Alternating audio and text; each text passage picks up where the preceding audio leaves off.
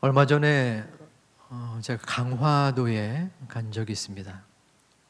오랜만에 갔었습니다. 옛날보다 이렇게 도로 사정이 좋아졌더라고요. 제가 어렸을 때는 그 전등사로 소풍을 많이 갔었어요. 제가 초등학교 고학년 때였던 것 같습니다. 전등사로 소풍을 갔는데 그 절 이름이 전등사거든요. 그때에 목탁이 있었어요. 목탁이 탁구공 정도 크기 되는 작은 목탁이었습니다.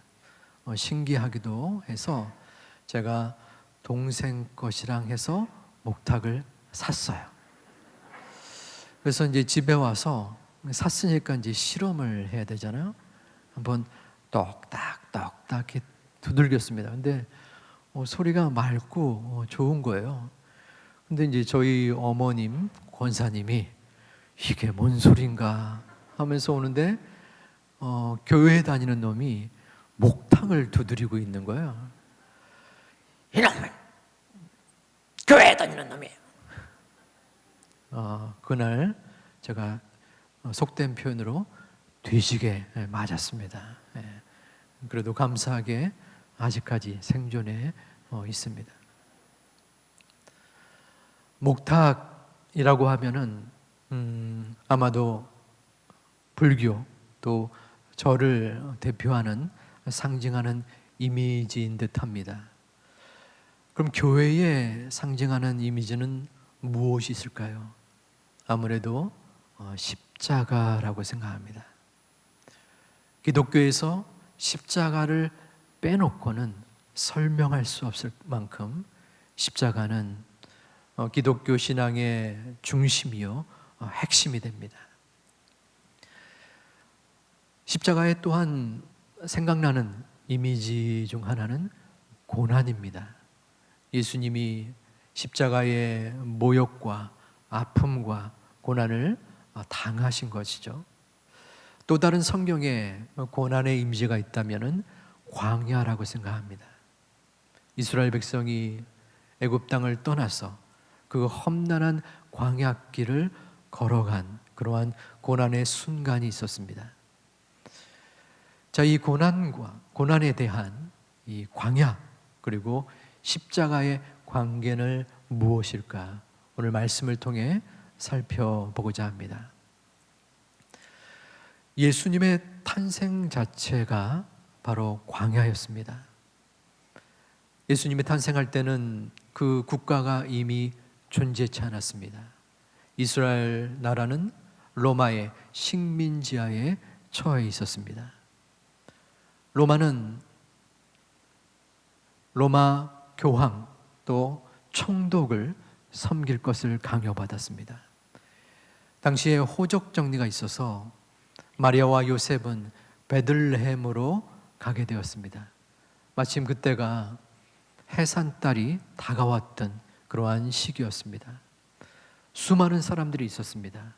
만삭이 된 그 여인에게 아이를 낳을 방을 양보해 주는 사람은 아무도 없었습니다. 결국 예수님은 마을 구유에서 탄생하였습니다. 예수님이 자라나 성장하여 공생애의 기간을 시작할 때에 그때의 출발점이 바로 광야였습니다. 마귀가 예수님에게 유혹합니다. 이 돌들로 떡덩이가 되게 해라. 예수님은 말씀으로 그 유혹을 물리쳤습니다. 예수님이 공생기간 동안 많은 이적과 또한 기적을 베풀어서 사람들은 예수님을 따르고 칭송하였고 마치 예수님이 이 식민지하에 있는 이스라엘 유다 땅을 구원해 줄 메시아로까지 생각했습니다. 하지만 곧이어 그 칭송했던 자들이 예수님을 배신하여 예수님은 십자가형에 처해지게 되었습니다. 십자가는 당시 로마인들이 피정복인들을 굴복시키기 위해 만든 잔혹한 처형 방식이었습니다.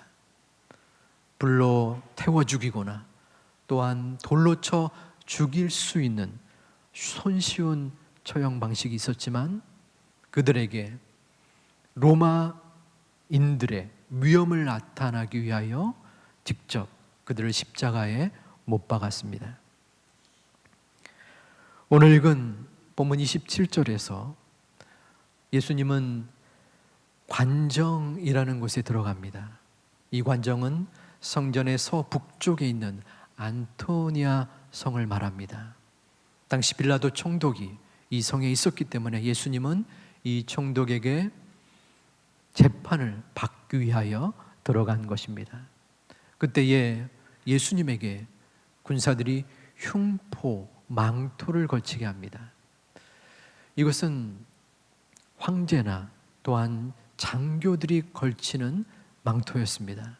그런데 이것을 굳이 예수님에게 걸치도록 한 것은 네가 왕이라고 하는데 한번 왕의 노릇을 해봐라 라는 모욕적인 처사였습니다.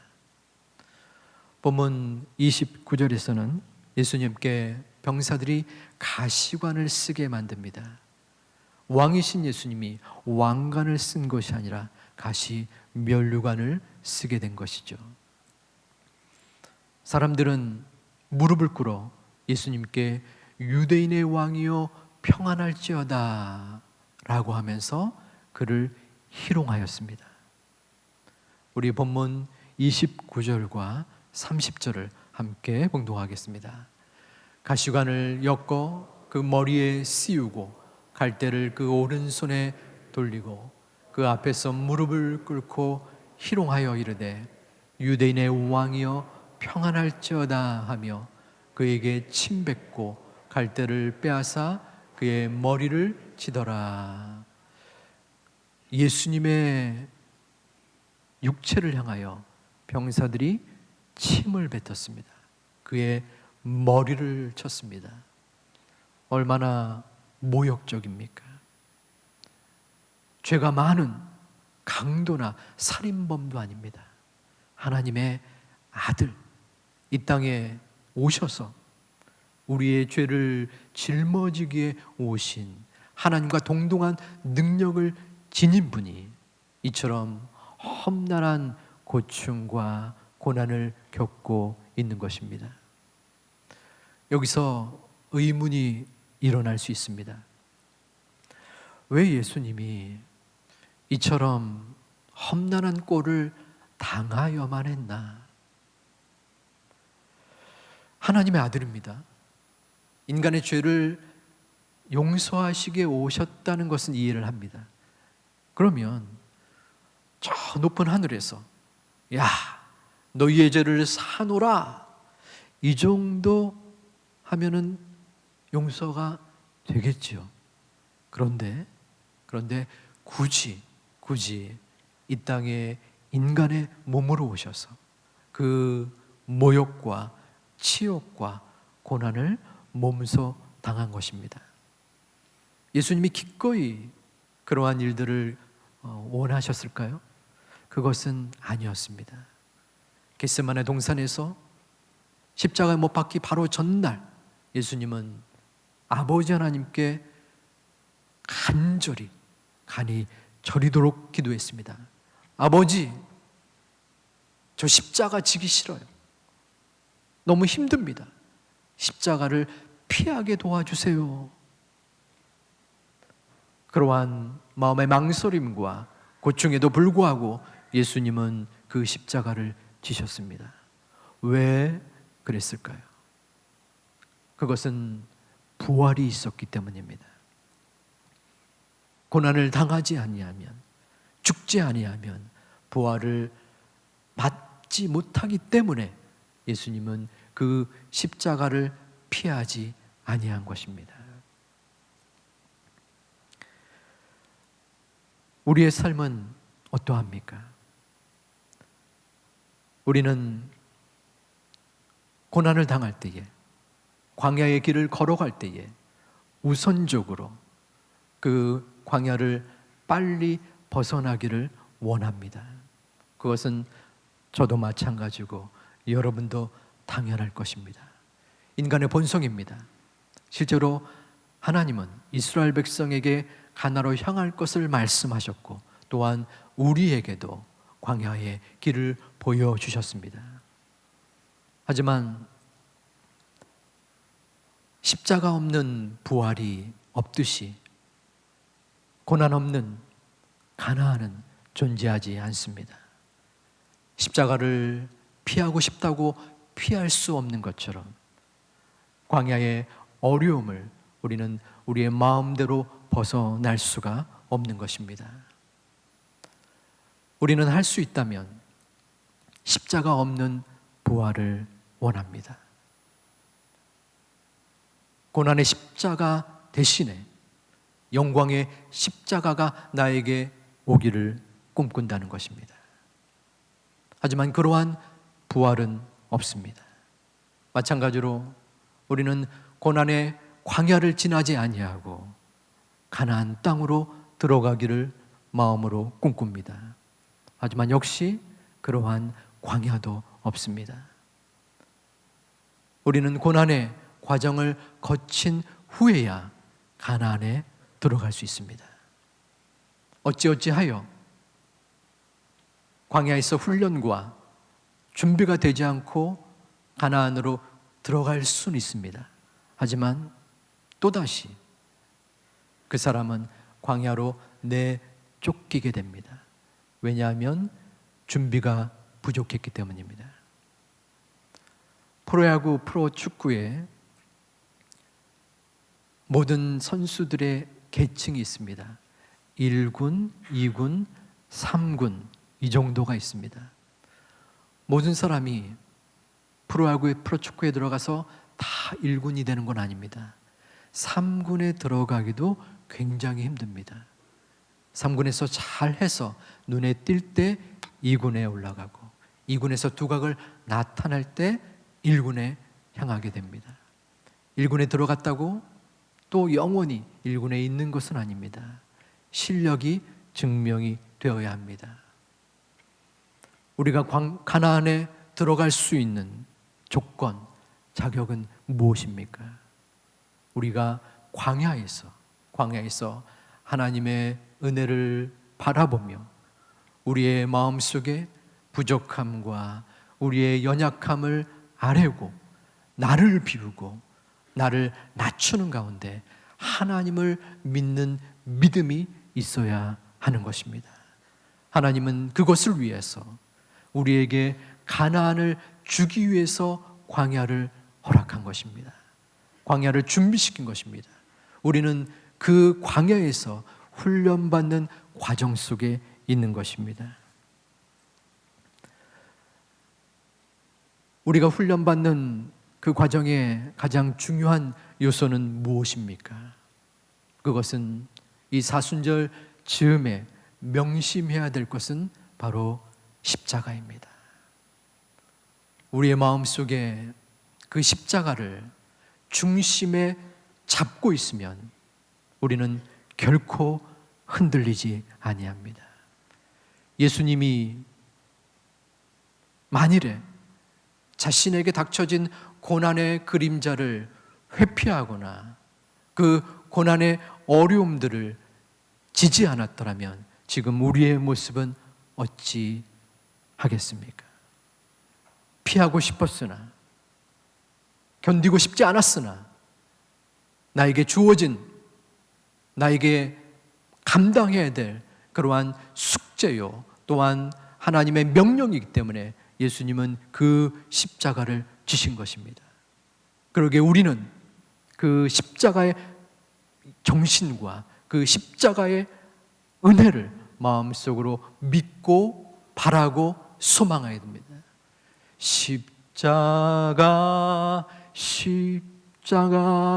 내가 처음 볼 때에 나의 맘에 큰 고통 사라져.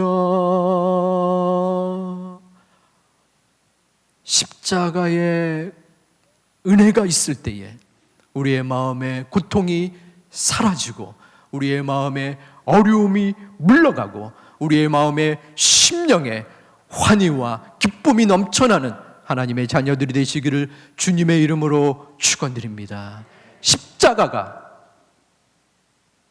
우리 중심입니다. 단 어떠한 것도 우리의 마음을 주장할 수 없습니다. 우리는 우리의 생각이 앞섭니다. 나의 욕심과 나의 자랑과 나의 교만과 나의 불충함이 우리를 중심으로 감싸 안고 있습니다.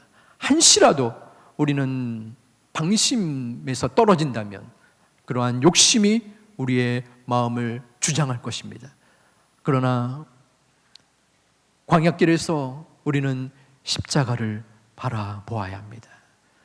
십자가는 죽음의 십자가입니다. 로마 군병들은 예수님에게 채찍질을 가했습니다. 죽기 바로 직전까지 가했습니다. 그리고 두 손과 발에 못을 박고 또한 그 허리에 창을 찔름으로 예수님을 죽음으로 몰아갔습니다.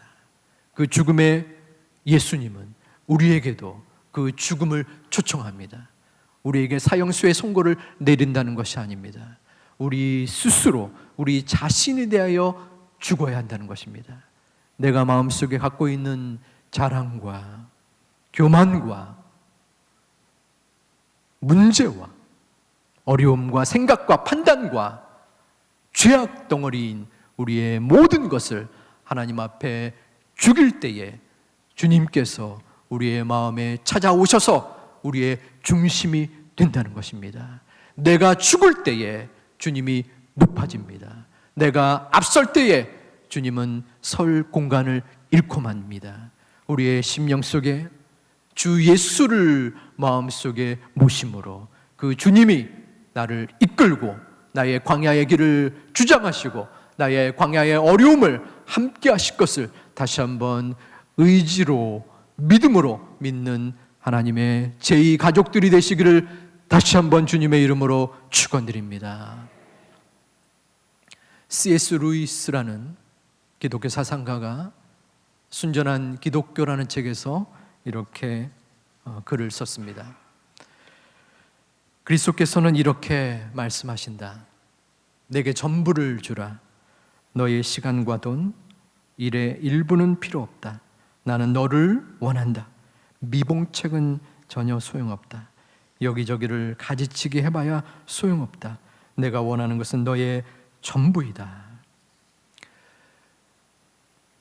우리 인생의 광야길에서 여러분은 하나님께 얼마를 드리십니까?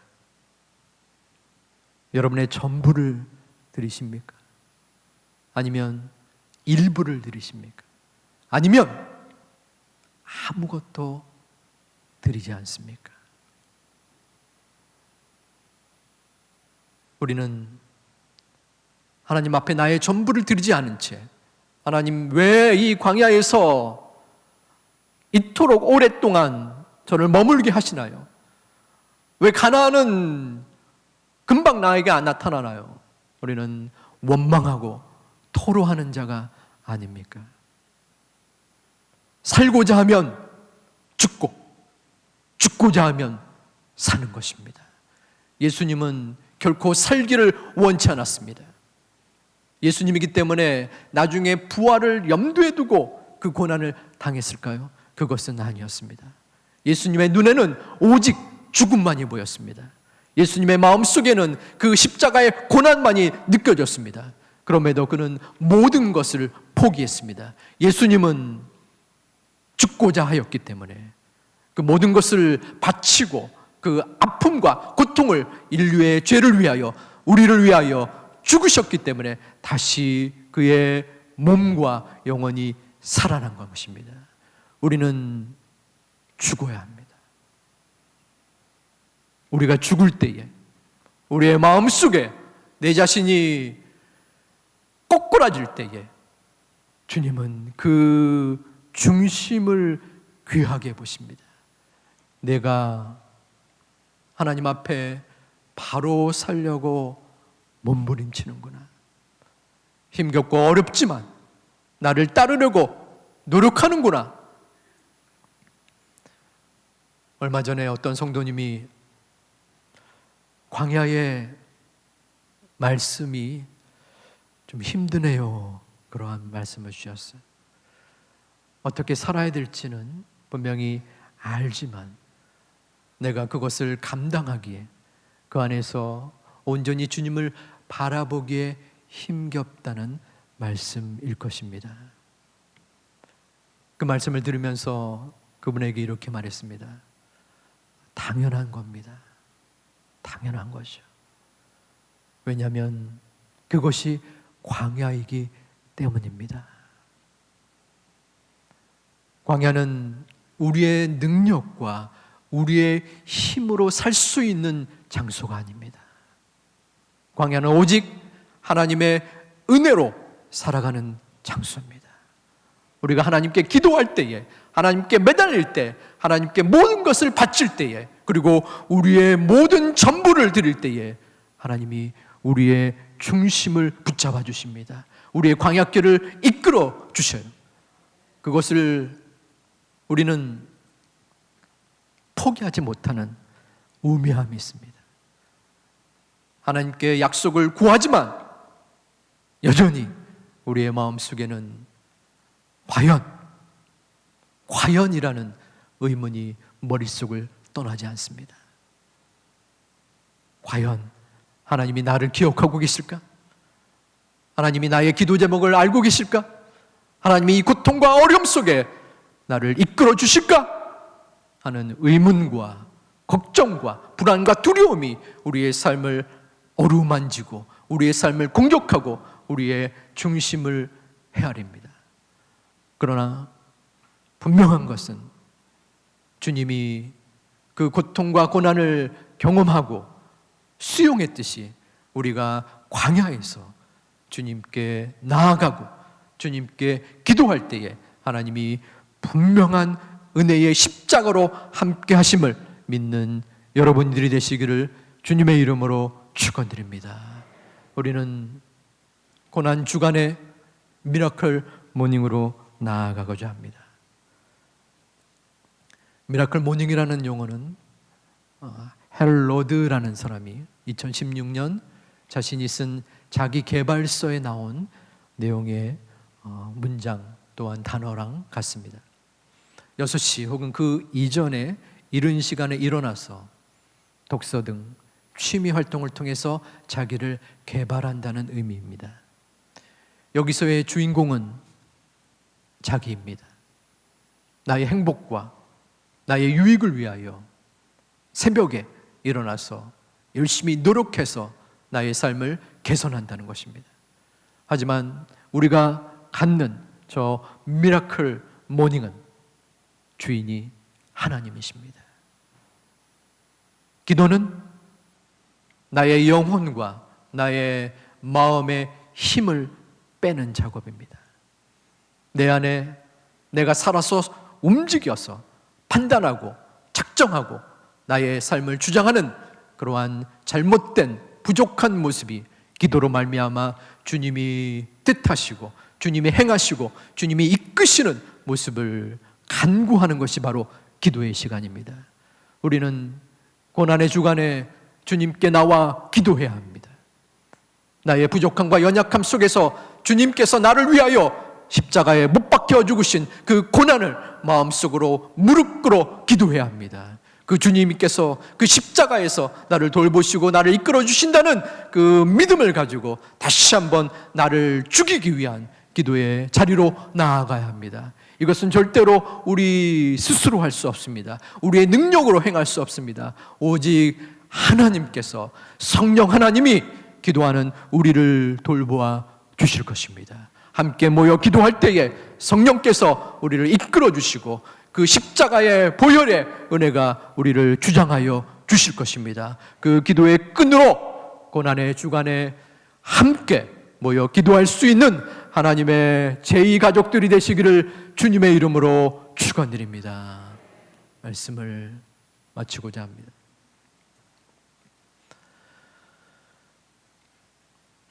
제가 유학의 시절에 힘든 거는 가끔 얘기했지만 중간고사를 볼 때였어요.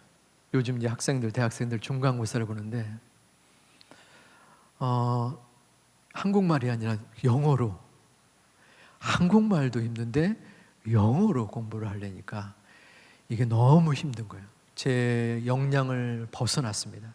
잠을 하루에 한두 시간밖에 못 자는 날이 며칠 되었습니다. 내가 도대체 뭐 하고 있는가? 내 역량을 벗어나는 이 일을 내가 계속해야 되는가? 몽롱함 가운데 회의가 들었어요. 그런데 그 순간 스쳐 지나가는 그러한 생각이 있었습니다. 맞아. 만일에 이 시험이 없다라면 내가 공부를 할까? 나에게 주어진 이 시험이라는 굴레가 있기 때문에 힘들지만 내가 공부하고 노력하고 훈련받지 않겠나 하는 마음이 들었습니다. 그래서 그 회의에 어려움을 넘어갔었던 그러한 기억이 납니다. 여러분의 광야는 어떠합니까? 지금도 지치고 힘겹고 어찌할 줄 모르는 어려움이 분명히 있을 줄 압니다.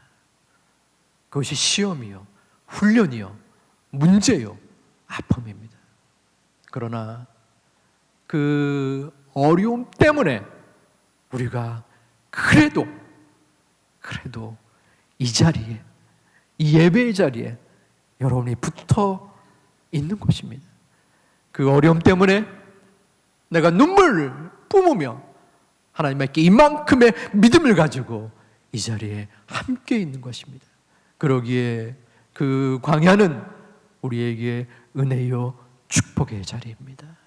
그 광야에서 십자가를 바라볼 수 있는, 십자가의 은혜로 내가 중심으로 하나님께 의지하고 매달림으로 감사와 기쁨의 한 주 사순절 여러분의 일평생의 삶이 되시기를 주님의 이름으로 축원을 드립니다.